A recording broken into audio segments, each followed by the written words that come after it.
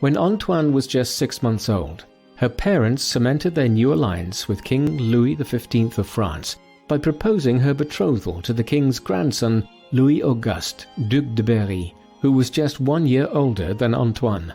The marriage, which was not officially approved until the two children were 12 and 13 respectively, would figure prominently in a series of crises which would spark revolution and war, and not just in France, but throughout Europe.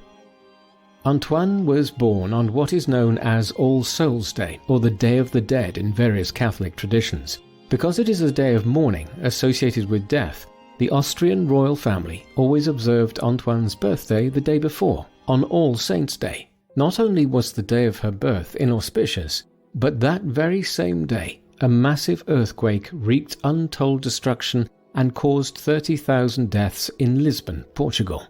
The King and Queen of Portugal, who had been asked to serve as Antoine's godparents, were forced to flee their ruined capital.